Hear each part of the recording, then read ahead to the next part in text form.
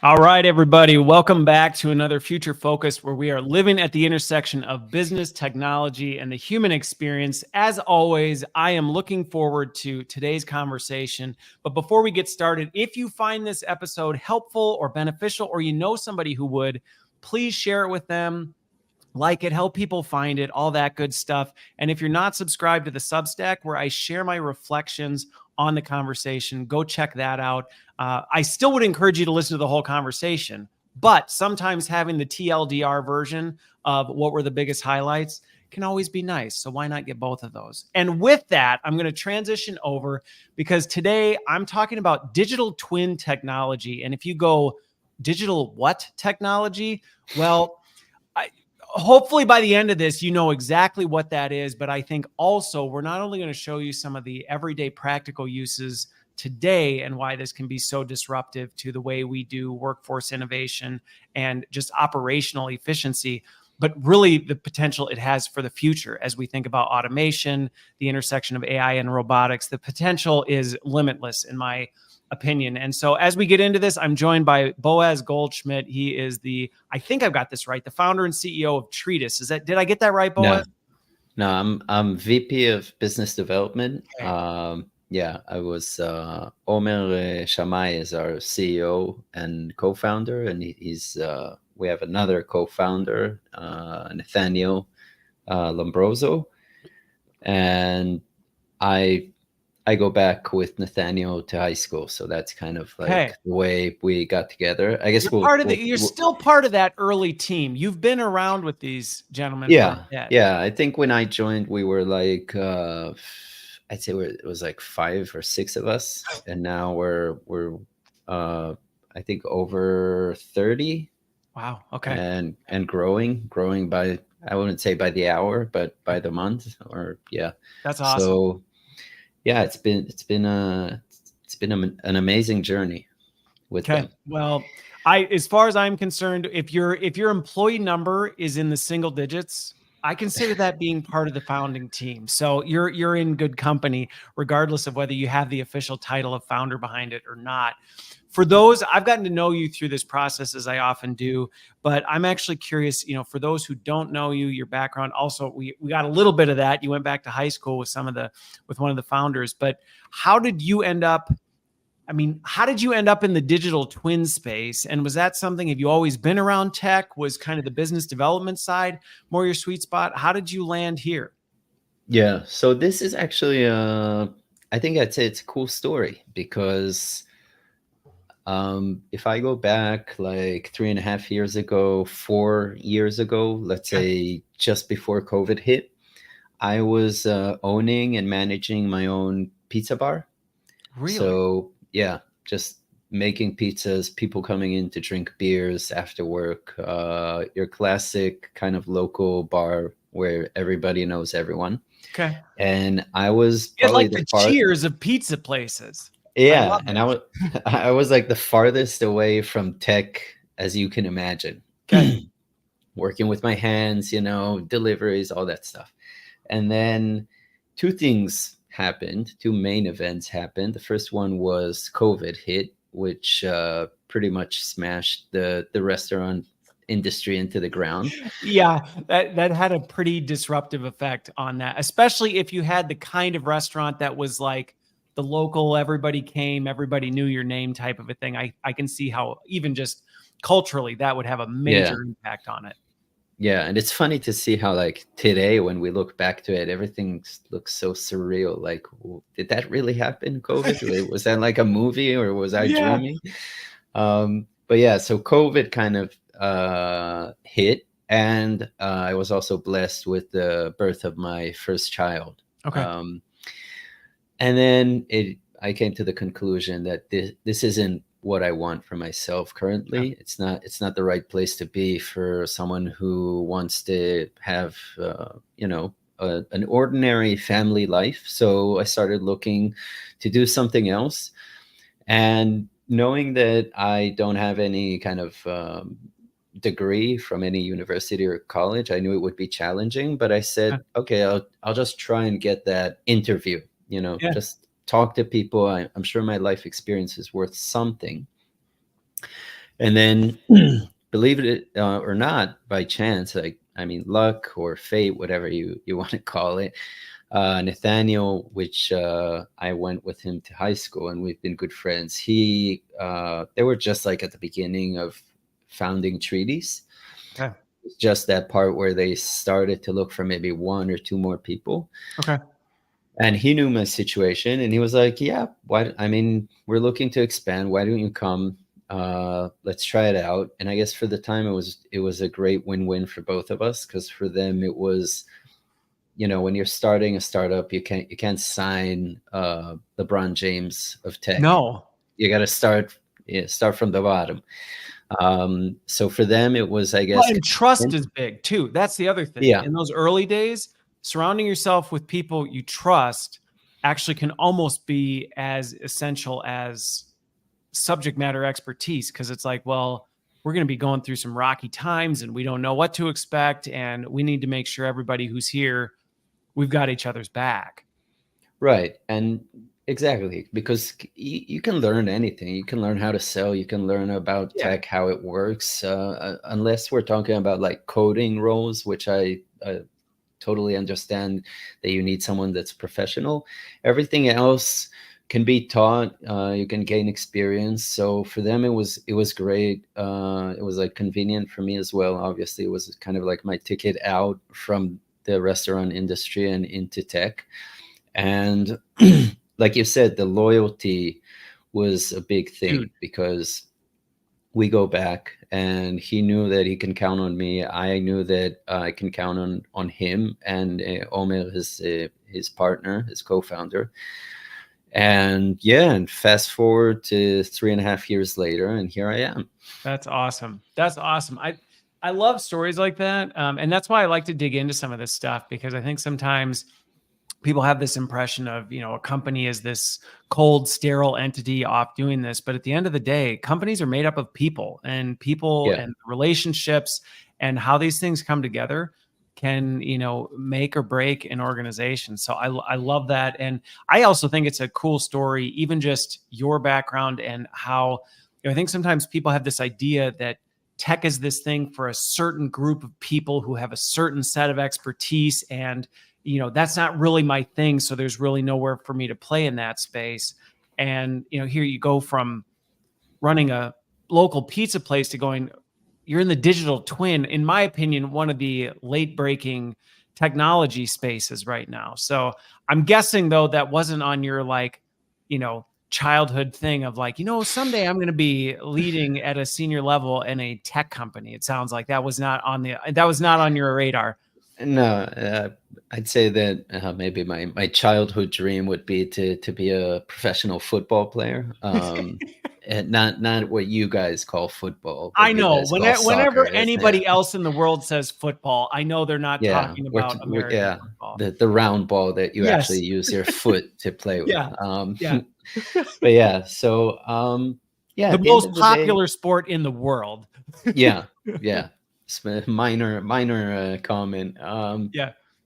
So yeah, I think that it's just about finding something that challenges you and Yeah. that allows you to provide for your family, Yeah. and just to wake up every morning knowing that you're doing something that's meaningful for the world and challenging, but also meaningful for yourself, for your Yeah. family. And it's a good place to be in. It Well, really and I is.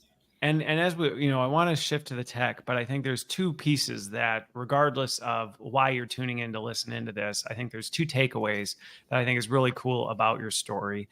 Is, one, you hit on the fact that you can learn anything. And at this point, the times are so disruptive right now. Nobody's sure what the future looks like and what the job market looks like and what you're going to have to do. And that can be really intimidating. But to your point, like, you can pick these things up, you can figure out how to navigate it. It's really about your attitude and your mindset. And, I think that ties to the second point, which is you can go through really tough times. I mean, good grief, your whole livelihood got just completely torpedoed and you had to make a choice. You could sit there and sulk in it and go, oh, woe is me.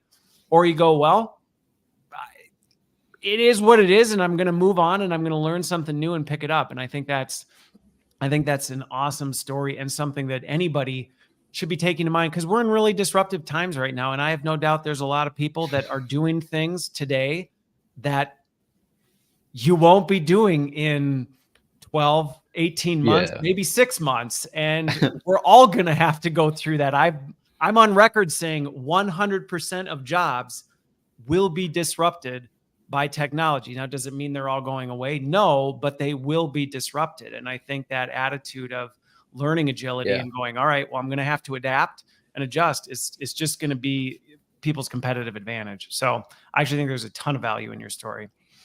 Thanks.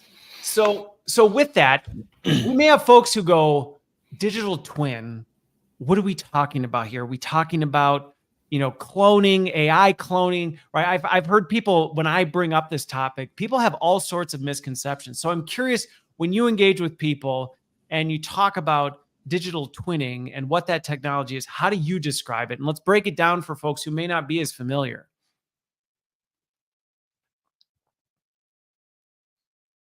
Hang on here. I think you froze for a minute. So if you don't come back immediately. There I go. Oh, there you go. Now you're back. Yeah, perfect. Sorry. Did you hear my question? Yeah, I heard your question. Okay, perfect. You can jump into it. We're talking about disruptive times. We got to adapt. So. Well, and that's what we do on the show. Things happen. We just adjust. So when you engage with somebody who doesn't know what this is or isn't as familiar, how do you break it down for them in simple terms? So when people ask me like what I do, I find that when I say digital twin, it always comes with a follow-up question, like what that is. And then when you try to explain it to people, you always hear a response like saying, "Oh, so it's like Google Maps, or it's like it's a virtual tour, or all these kind of catchphrases that people feel." And rightly so, that they're connected to that world, but it's not exactly the definition. So I think for me, the definition of a digital twin is a digital replica of any physical space. And when we say space, that can be a factory, a house, a store, an office, large space, small space, indoor, outdoor. It can be anything. Yep. And then that digital replica is viewed, visually in a 3D environment. Yep. And then you can view that on any device remotely. So on a desktop, on a VR headset, that we have plenty of those. So I'm not sure that that's the kind of dictionary definition if you look up what a digital twin is. But that's a good place to start, because then people understand that you can actually, the room I'm in, I can actually capture it with a camera that has technology to capture that and create that digital replica of this room that I can then, it's on the cloud, so I can then start by just viewing it. And then I'm sure we'll talk about all the amazing things you can do with it. But and I think that's what's great about your definition, because I do think it helps people understand it, because we'll describe it and then we can get into how it can be used with purpose. But I can see where when you talk to people, they immediately gravitate to probably like the example they have in their head, which anybody who's ever looked for a house might go, oh yeah, like the real estate thing where you can go through, you can do the virtual walkthrough, and you're like, that's a use case, yes, but what we're really talking about is the technology that allows you to, like you said, create a perfect duplicate digital replicate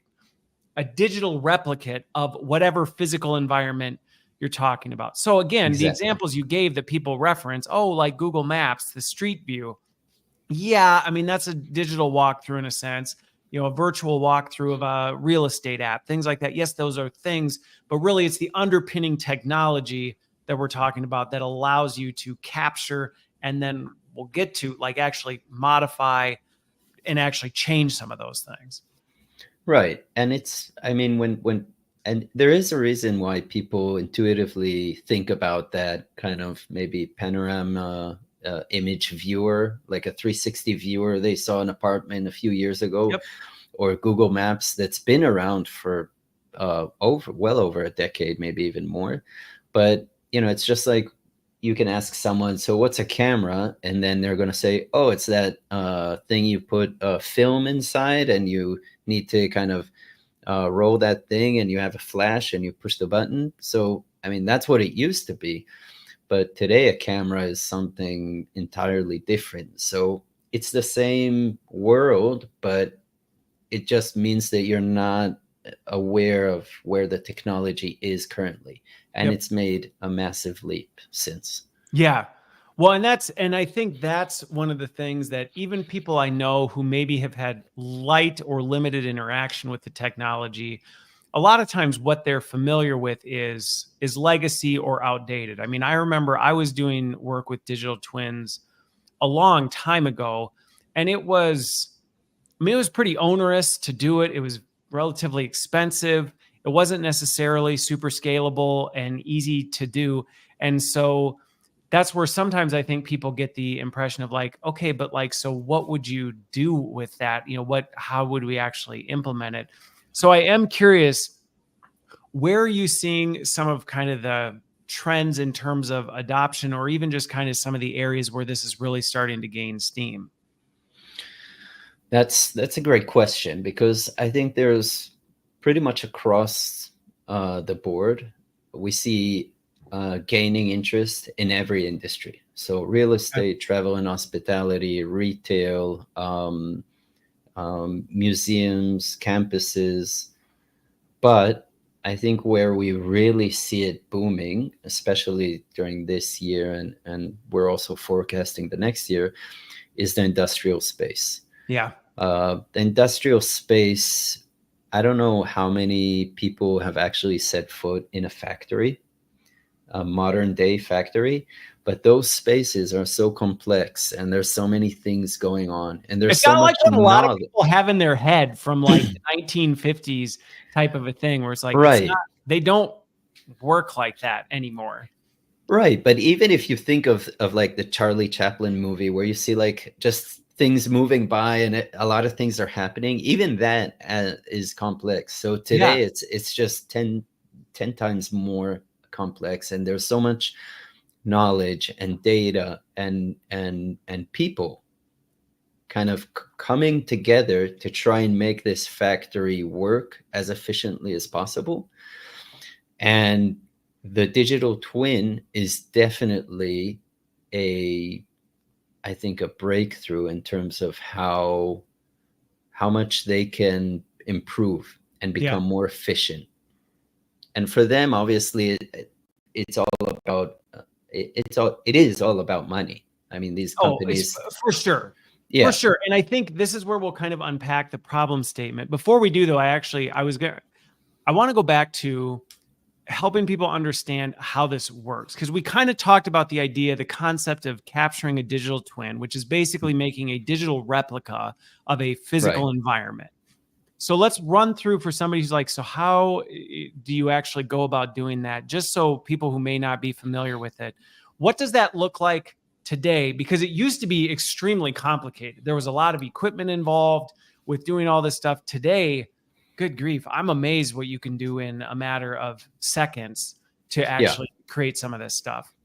Yeah. So I'll break it down into two kind of processes: what you can see that's being done, and then what happens kind of behind the scenes. So what you see being done is you would see someone with a camera, a device on a tripod, putting it, setting it up at one point, pushing a button, then the camera either rotates or doesn't, because it has lenses on the 360 cameras, depending on what kind of camera it's using. And then you click the button, and then the person is going to take the tripod, place it somewhere near to that, and then just go through the space. So if we're talking about, let's say, an apartment, just because that helps simplify things. Yeah, I was going to say that does help people, because if they might have actually experienced this, where they've done a virtual walkthrough, that experience of like you tap on the little dots on the floor. But if you think you reverse engineer that, those dots are the Or tripod the you're camera. talking about with the camera that's then doing the scan. Yeah. So you have like maybe a couple or 3 in each room in your apartment. And then once you're done with that, that's finished. That can take, on a average size apartment, it can take like minutes, maybe half an hour. Yep. So for large spaces like a factory, it can take maybe a day, maybe a couple of days, but to capture the entire thing, which is really, like you said, I mean, if we look back, it could have taken weeks if we're looking like a few years I back. remember back when we first started doing it, you'd have to block things off for long periods of time. You'd shut things down for a while to actually capture this stuff. Right. And now it's really so quick and easy to use. So that's what you would see if you would look at someone capturing a space. Then what you don't see, and I'll just give a little bit of Another example I on. was thinking as you get into the don't see, if you've seen the Google car driving around, it's got that little thing up on the top with Right. I mean, that's kind of that's what a camera. It's doing too. It's driving around and boop, snapshotting it. Okay. So then Right. what you don't see. Yeah, what you don't see is what the camera is doing. So the camera, it obviously just takes a picture, which you know what that is like. But what it also does, the advanced cameras, it has a LiDAR technology, which means it sends out laser beams. And then those laser beams, if we're talking about a room, they hit the wall, and then the camera recognizes the distances. So you can easily, I mean, the camera creates what we call a point cloud. So let's say I sent a laser beam to the wall, it hit the wall. So I'm going to place a point there, a point within a 3D environment. Try to think of it as if you close your eyes and then you just send out your hands and feel your surroundings. Yeah. You feel a wall. If your eyes are closed, you can already in your brain kind of visualize, okay, there's a wall here, and then you move it along, and then there's a light switch here. A mental map.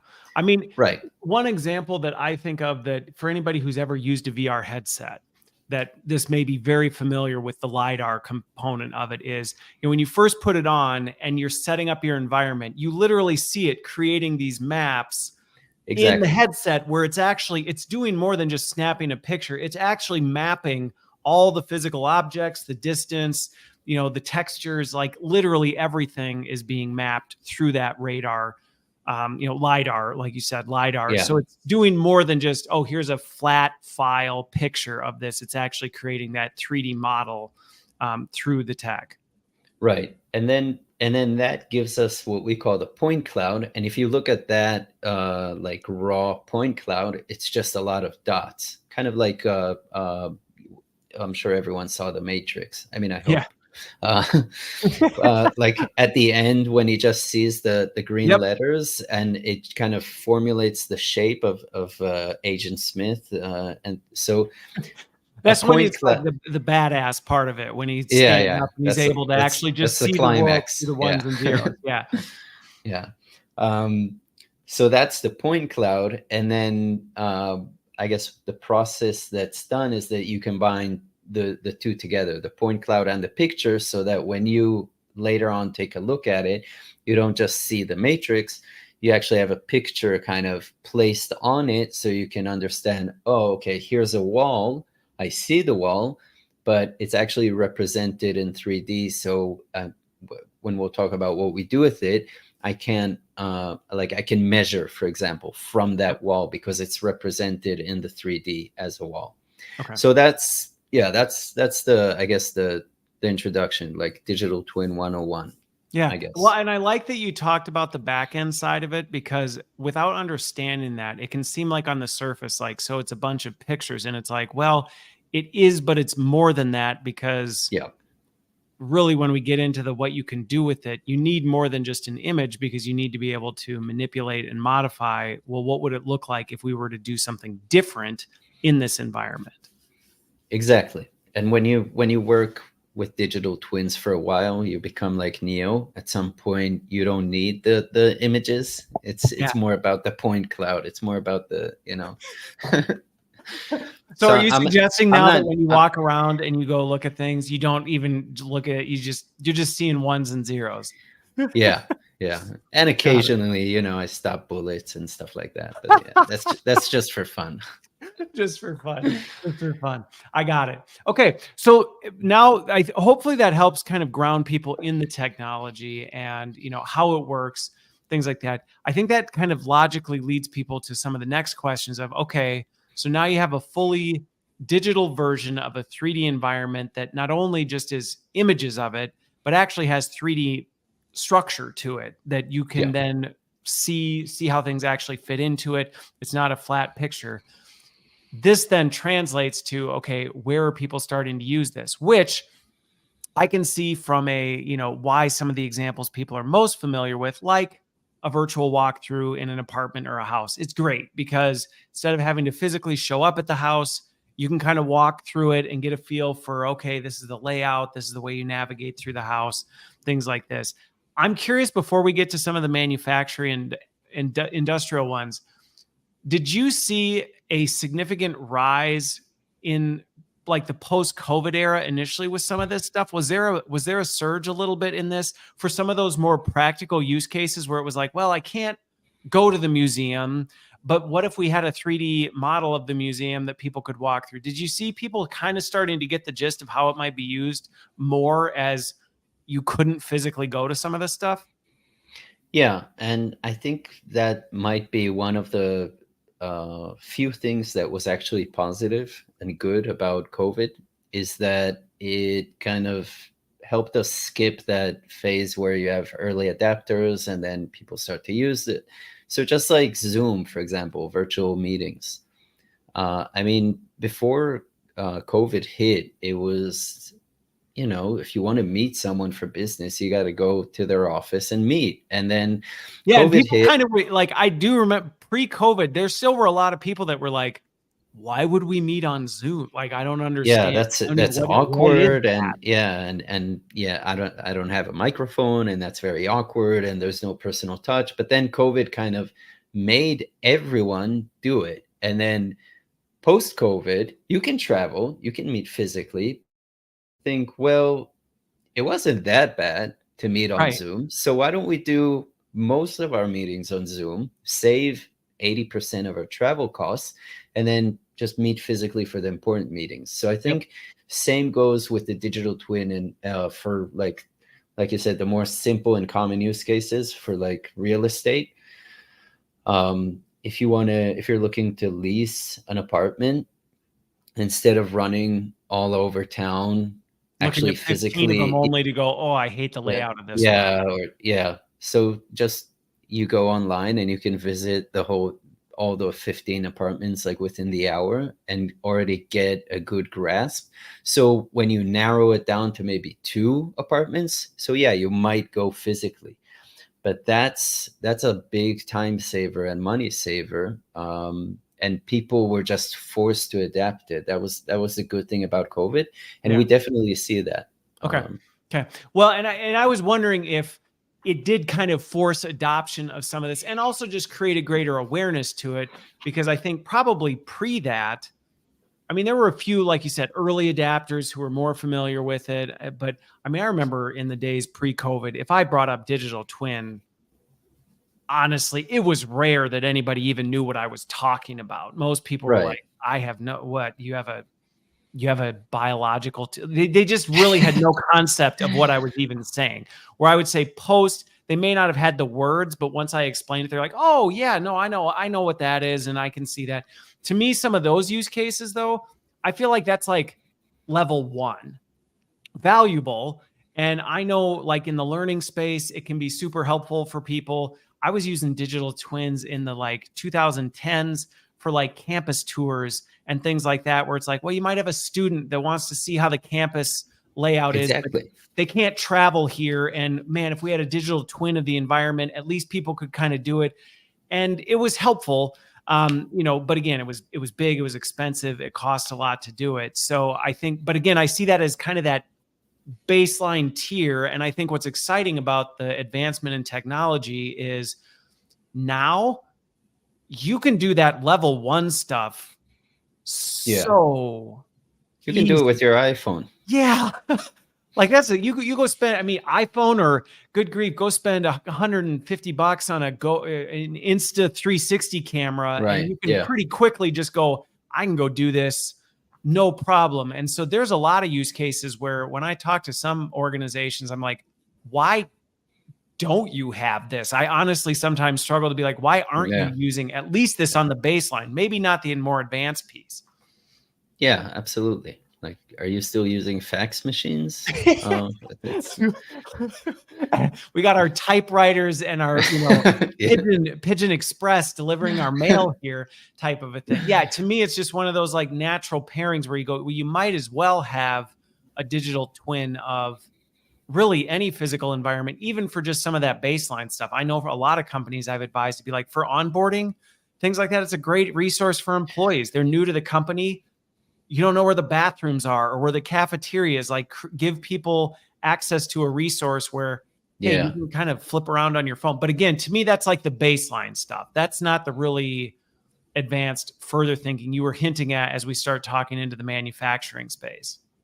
Yeah, it is. And it's also, you mentioned like onboarding new employees. That's, you see a lot of, I mean, time goes on, and currently a lot of new employees are already Gen Z kids. I call them kids, but some of them are young adults. Yeah. And for them, that's like the standard. That's the world. Yeah. They know all about it. They're connected. So as a company, as an organization, you don't want to be pictured as some like outdated company. You want to be right there on the forefront of technology. Yeah, we offer the best. We obviously we have a digital twin, Right. because you want to attract talent. You want to make sure that people feel that your company is a good place to be at. Yeah. And it's so funny because now again, because the cost has come down so significantly, to me, this is one of those, like you said, I honestly struggle sometimes to go, why wouldn't you have this? You can do Yeah, this for a peanuts. fraction Yeah, of what you used to be able to do. And again, customers coming to your, if they're coming to your office, things like this, and you just want to be like, hey, here's a map of this. You can pull it up on your phone and you'll see where the parking lot is. Here's where you enter the building. Here's where you get to whatever, where you check in. And it's almost an expectation, especially like you said, of the younger generations where yeah. they go, what do you mean what do you mean I have to take a tour when I get here? Where's the map that I can just go diddle around on myself before I start type of a thing? And it's such an easy thing to do now. The number of companies I tell where I'm like, you should be doing this, period, at least on this level 1 stuff. Maybe you're not on the level 2, level 3, advanced, process optimization side of things, but at least for the basics, to me, Yeah, it's just a no-brainer. exactly. Yeah, Okay. it's I feel it's yeah, I mean, I already feel that in companies, there's much more awareness. Yeah. And they already know. Maybe they don't all have it, but they already know what you're talking about, especially if their competitors are doing it. And Yeah. that's when they get interested. Well, and to me, it's an easy win for companies who want to do something to improve employee experience or even customer experience, because it might not even be employees. It might be something where, I think of just as an example, if you're in healthcare or retail or something like that, where your customers can have something that they can access to go, how do you get around? Or, what is the experience like for you? When you can do it in a couple hours with low Yeah. cost, it's kind of one of those like, why wouldn't you do this type of thing? But let's transition to some of the more advanced stuff, because I think to me, we're moving to a state, and maybe some of the folks watching or listening go, well, we're not doing that. Well, I would say get out there and explore this stuff, because it's a low hanging fruit that honestly anybody could be going, there's some really practical use cases. We should be able to, apply something like this. And honestly, it's going to become the expectation. But now let's transition to some of this more advanced stuff where it may not just be, oh, we want to have a digital map of our building or something like that, where we start getting into some of these things. Yeah. So what do you want to start with? I mean, there's so many kind of use cases, Yeah, advanced well, use so cases. let's continue on the manufacturing one, because someone Okay. may say, okay, we capture a manufacturing plant. You could, right, level one, use that to say, well, this might help employees know how to navigate their way around. Okay, fine, yes. But then there's another level, and I think it gets back to what you said before. Those manufacturing floors are far more advanced and complex than most people realize. And there's a lot happening that people may not necessarily even be thinking about. So let's talk about, beyond just the how you navigate the thing, how are industrial companies looking at digital twins to go, you know what, we can use this to optimize this space that we have. Yeah. So there's quite a few use cases there, and I mean, the first big advantage for them is that all use cases come from the same digital twin. Yeah. They don't have to kind of capture it again and again and again. They have Right. this kind of foundation, and then, okay, we're going to use this for for this and for that. Kind of like when you have I guess, onions in your house and you're cooking dinner. So you're going to cut onions to do this, cut onions to do that, cut onions to make this, to fry that.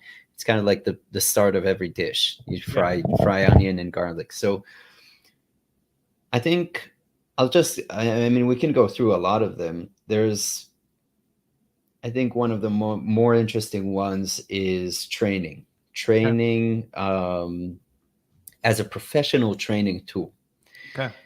The industrial space is facing a serious challenge in the next, I'd say, decade. If they're not already in it now, which many They're already in it, organizations yeah. I know are in it right now. And that challenge is that they have the older generation that was characterized with getting a job and keeping at that job, sticking to it for like 30, 40 years until you Yep. retire. And then they have people that their brains have so much knowledge and experience on what goes on in the factory, and these people are expected to retire within the next decade. Okay. And then their challenge is, okay, we're going to recruit new employees. How do we make sure that knowledge doesn't walk out the door with that employee that's retired? How do we make sure we train our new employees? And then that's when we want the environment to be, again, the foundation for this training. So imagine we have this tiny engine room in a factory, and we want to train a class of engineers how to work, I don't know, some procedure about the engine, changing the Yep. oil, for example. Without the digital twin, you would have to cramp 10, 15 young engineers in that room, which is really noisy. You can't hear a thing. And And very expensive. you're trying to show them, and while you're showing them, you got to shut down the engine, so that part of the factory isn't working, so you're basically losing money. And the factory can be out in the middle of nowhere. Yep. Without a digital twin, I'm not going to talk about injuries that can happen and so on. Right. With digital twin, you capture that space. You can implement all the knowledge into that space. So you can add videos, you can add images, indications, animations to make the digital environment very engaging. You can add manuals on how it's done. And then you can have a class of 50 young engineers going through this training course and doing it in a safe environment, so no accidents, quiet environment. And the engine is running at the time. You don't Yep. need to Yeah, on the engine. you're not taking the downtime. Yeah, and they can do it again and again and again and again until they get familiar with it. And then you can also add gamified components to actually test the knowledge retention and get a report on each employee. So I have this oil changing procedure. Okay, step one, what do you do first? And then I'm going to have to get the right answer. If I don't get the right answer, I can't proceed with this kind of training module within the 3D environment.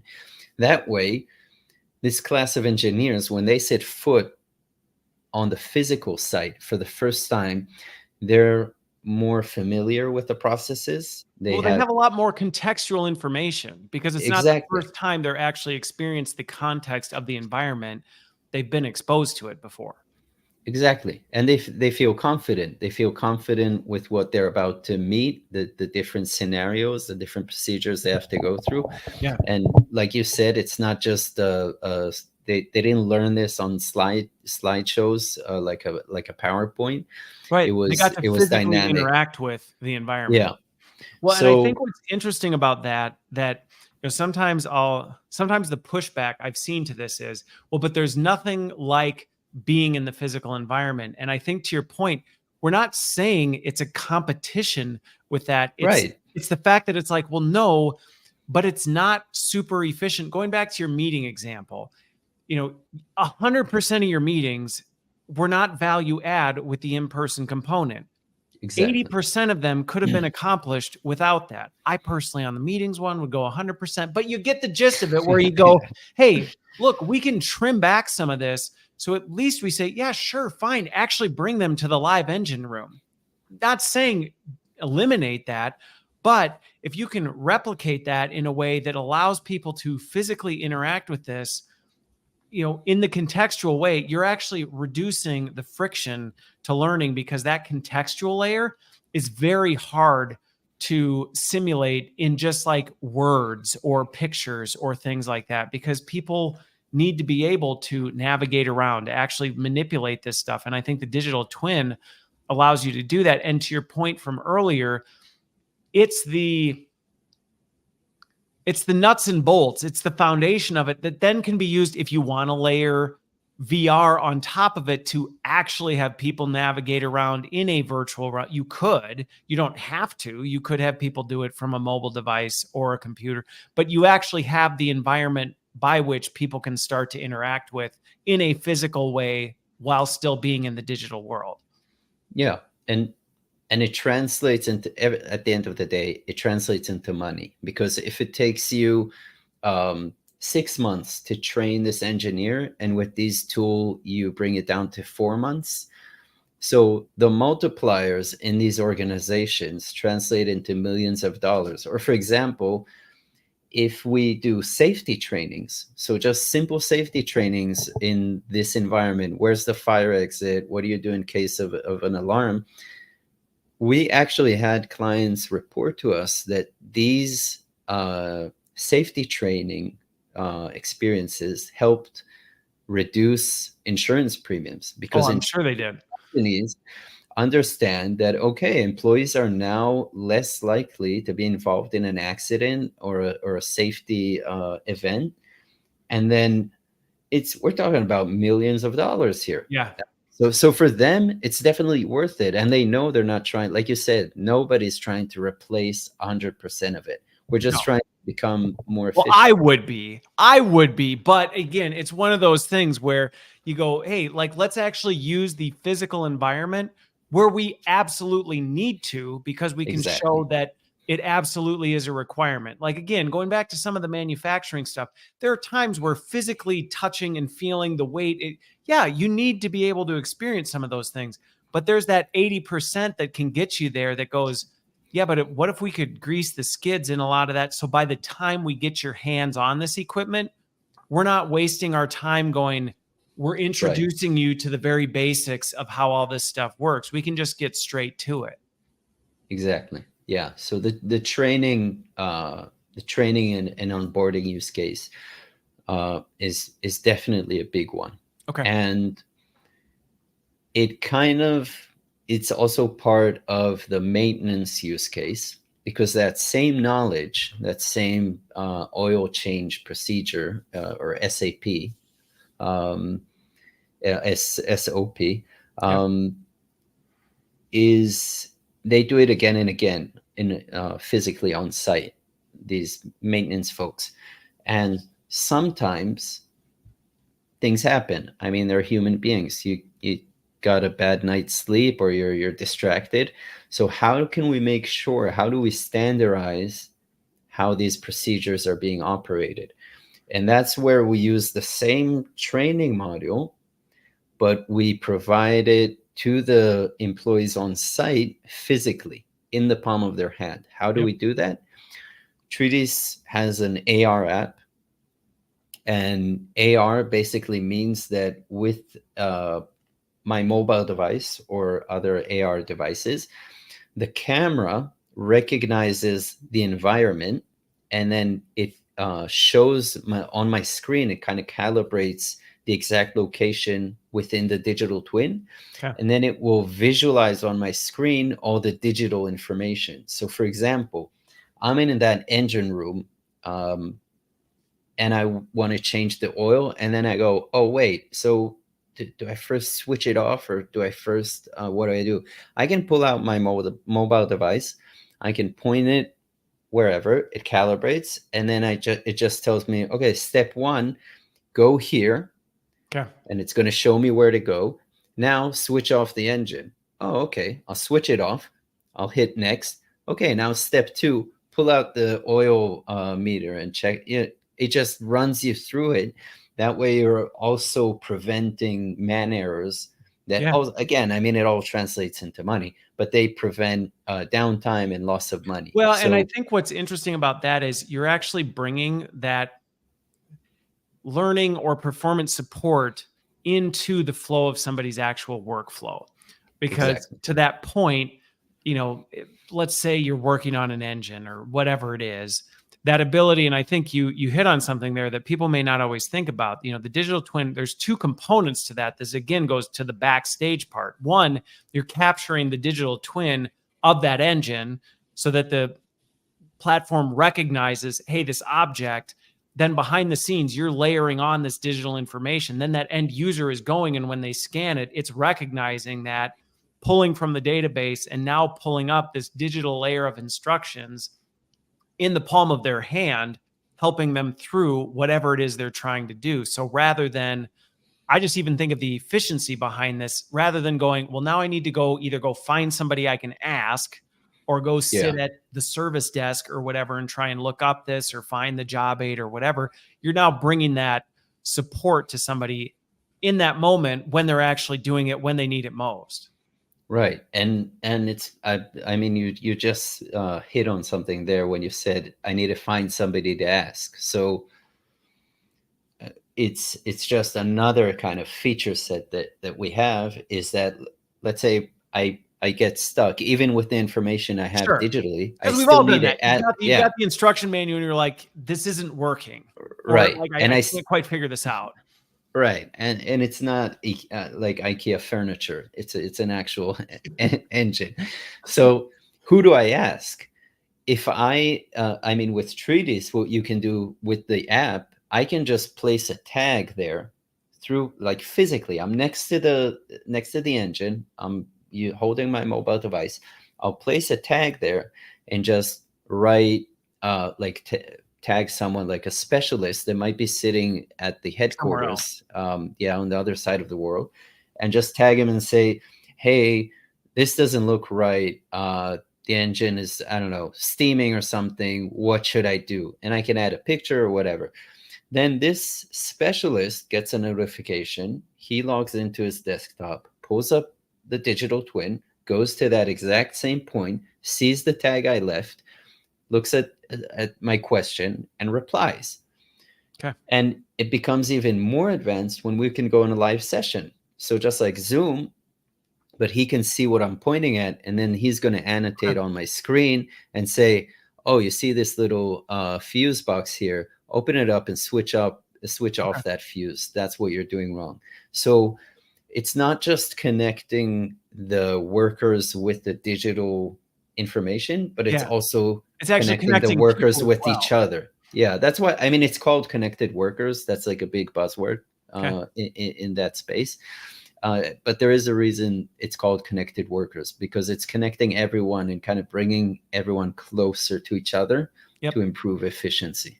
Well, and what I love about that piece that And I'm very familiar with the connected worker solutions and how this stuff starts to fit together, because there's sometimes this idea that technology is just further isolating us. Oh, we just do everything on our own and all, which Yeah. it has that risk. But the reality is, just like you described, maybe 8 times out of 10, you do just need to, like, I'm just going through the thing and it's fine. And I don't necessarily need to pull somebody in. And this is all I need. But those 2 times that you're stuck, you actually need somebody. And it's not efficient to have that subject matter person with you the other 8 when they're like, when you're What am I fine, doing you don't here? need me. Like, I can't just sit and shadow you around all day long when you're fine 8 out of 10. But those 2 times, it really matters. And going back to something you talked about before, where as some of the folks who, and when I was with GE, we were doing a lot of this, the people who have the 40 years of doing this, that can look at the steam coming off of the thing and go, oh yeah, no, that's this. They can thing. smell it just by smelling it. Yeah. Right. They know exactly what it is. They may not necessarily always want to be the ones that are still out in the field doing all this stuff, figuring this stuff out. There's less of them because they may be retiring. They're moving on to different things. And so there's less of them to go around. And that can be very stressful for organizations that go, well, what do we do? We've got all these new people in an organization. We don't have enough to go around and say, hey, can you just shadow all our new employees? Well, no. Yeah. But with connected worker solutions, in some senses, this is where we were doing a lot of work around this, where they could, because to your point, they're back at a command center doing, whatever they need to do. And as things pop up, they're the person that you tag in, Judy or Bill or whoever who's been doing this for 60 years and they know this stuff inside out. And Tom's out there getting stuck and Tom goes, what do I do? And they're able to support a massive portion of the workforce with that expertise. And it's actually a great retention strategy, because those subject matter experts are like, I'm digging this. Like I get to do what I love to do, which is apply my 40, 50 years of doing this all the time. Like I just get to do it, but I don't got to deal with all the headache of zooming all over to try and figure out this stuff. And I think the layer that it adds, to your point, it actually can bring people together when you're doing it right. Yeah. And it's when organizations start to understand, okay, so we can do this for training, but also for maintenance, and then also for connected workers, for collaboration tools. So they're starting to say, there's a lot of stuff we can do with this digital twin. Yes. Like we should get started. And then it's other departments also within the organization that say, oh, wait, but can you do this? Why don't we also try and do this? And so it's just the wide variety of use cases that really, really brings this to the front of the stage as something that should definitely be adopted by these companies. I think that another very important use case is visualization of live data, what we call IoT. And again, I always like to go back to that engine room example because it really helps people understand. So when you look at an engine, every engine in a factory space has sensors attached to it. And those sensors tell you the temperature, the rounds per minute, vibration, all these kind of metrics that are streamed into maybe some control center that normally they translate into like endless spreadsheets or things like that, where companies try to use that for predictive maintenance. But when you're on the field and you want to, again, try and make sure everything's working and perform your maintenance job the best way, when you're looking at the engine, you have no way of knowing what the temperature is. No, unless you put your hand on it, and then you're in trouble. But not the best. Not the best. Yeah. Is this hot? How hot is it? So but again, if you have if you're holding that mobile device in your hand and you're just pointing the camera at the engine, and then you see, okay, so this engine currently the temperature is so and so. Yeah, it's tapping into all that IoT data. So you can see life in front of you. Exactly. And then you see, oh, this looks a bit too hot for, I mean, this is just under too hot. Maybe there's Right. something going on here. So that helps also prevent, like, what you call predictive maintenance, prevent future problems or issues with machinery.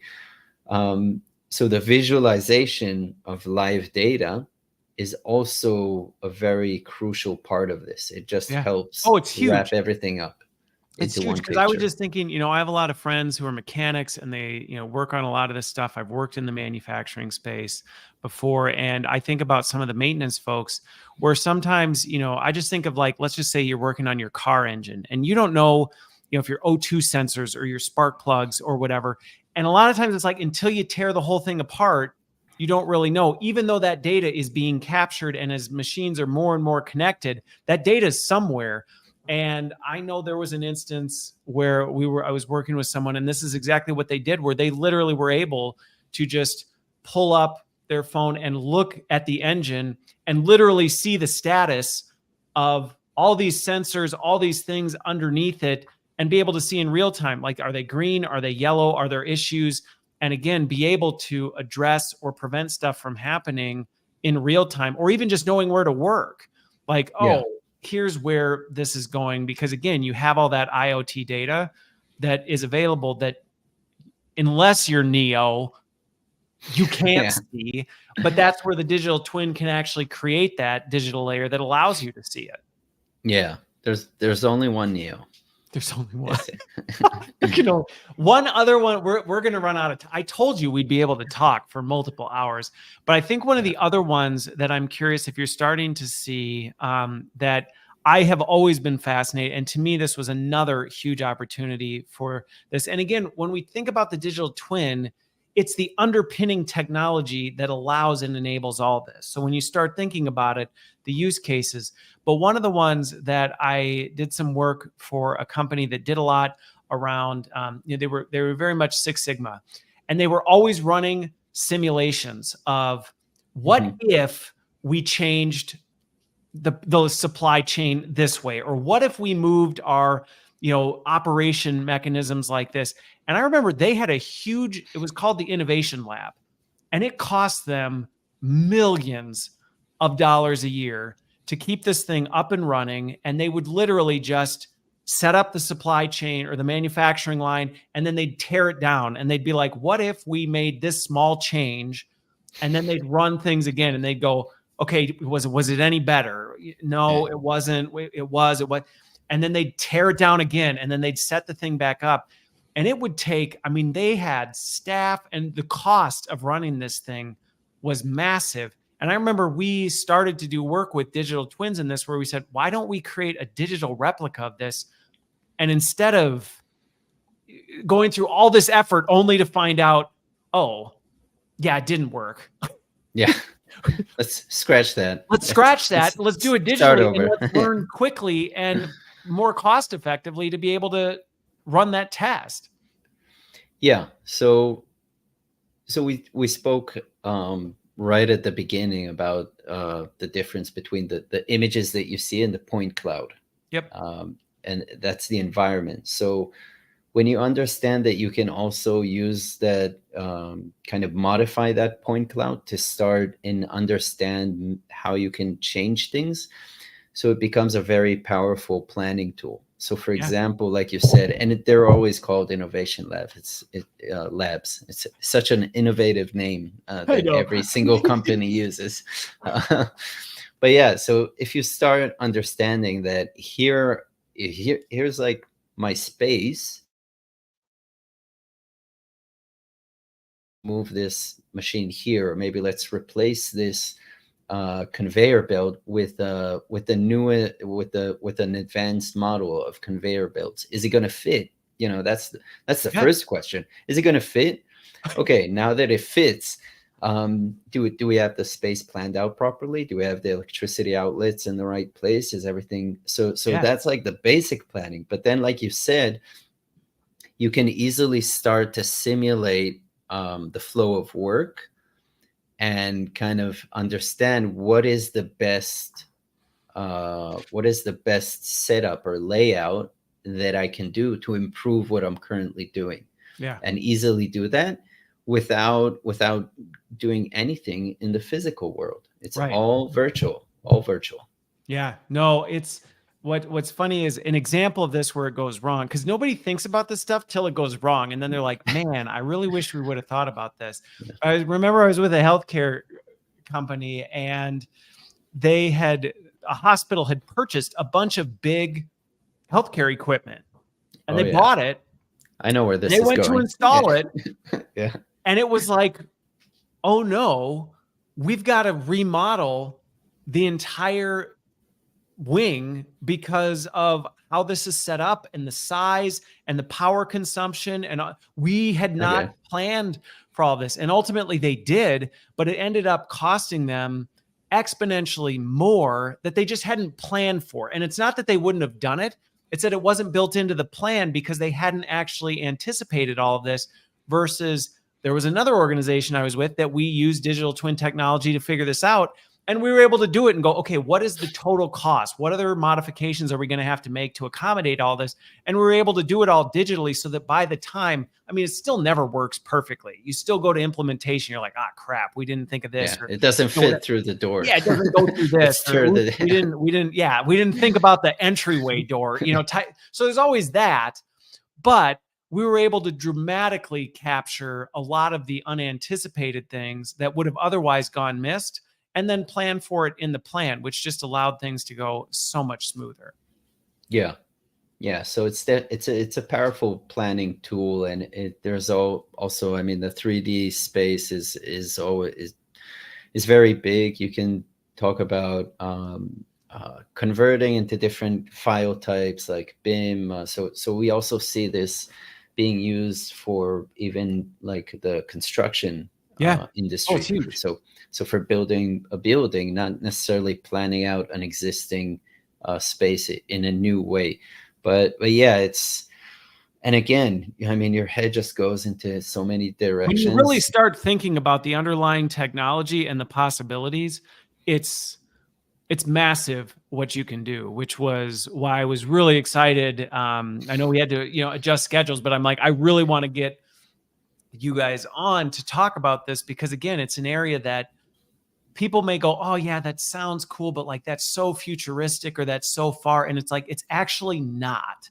It's something that is extremely accessible, even to a non super tech savvy group, to be able to at least get an entry point into it, start to experiment with it, start to see how this can help drive stuff. So Boaz, I'm so glad you made time for me today. I really enjoyed the conversation, and hopefully everybody watching and listening, at least goes, wow, I hadn't even thought about that, and can start to imagine some of the possibilities. We didn't even get into where I see this going in terms of training AI models and physical environments and all that other stuff. But again, I think we hit on some of the really practical and some of the more advanced use cases that demonstrate the power of what this can do.